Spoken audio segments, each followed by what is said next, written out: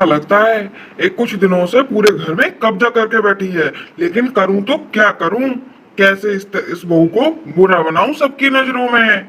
मुझे कुछ ऐसा करना पड़ेगा ये बहू सबकी नजरों में गलत हो और मेरी गुलाम बन जाए। रसोई की घर की क्या हालत बना के रखती है, बस सोना खाना हगना, बस आराम ही आराम करना है इसको तो।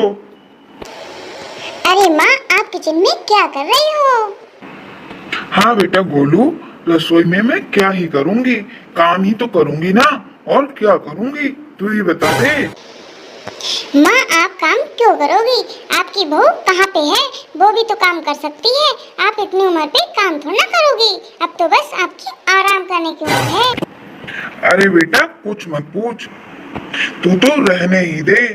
तू तो उसका गुलाम बन गया है, और आज अगर गुलाम न बना होता तो हमको ये नौबत देखनी ना पड़ती।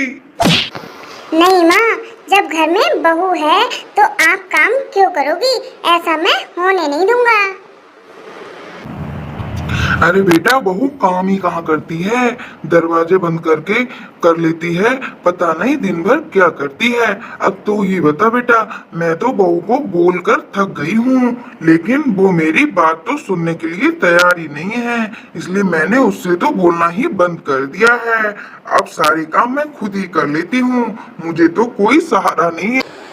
माँ, ये सब आपके साथ होता है, आपने मुझे आज तक बताया क्यों नहीं? अगर मैं किचन में नहीं आता तो मुझे पता भी नहीं चलता कि आपके साथ ऐसा ऐसा व्यवहार करती है कंचन। मेरी माँ सारा दिन काम करती है और मेरी बीवी सारा दिन आराम करती है।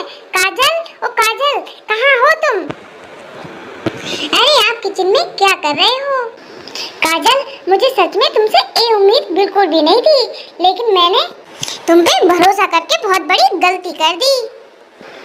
लेकिन राजू, मैंने करा क्या है, पहले बताओ तो सही। तुम सारा दिन कमरे में आराम करती हो, मेरी माँ घर में सारा काम करती है। तुम्हें मैं इसलिए देखने के लिए लेके आया था कि तुम मेरी माँ के साथ में ऐसा सलूक करोगी। नहीं जी, ऐसा कुछ नहीं है।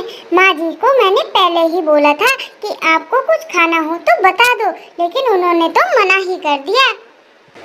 इसमें मेरी कोई गलती नहीं है। मैंने कब मना करा बहू?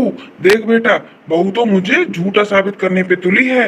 देख बहू, तुझे मेरा अगर कोई काम करना है तो कर, वरना मत कर, लेकिन मेरे ऊपर झूठा इल्जाम मत लगा। आज पूरे परिवार ने आज तक मुझे झूठा इल्जाम नहीं लगाया और तू मुझे झूठा इल्जाम लगा रही है।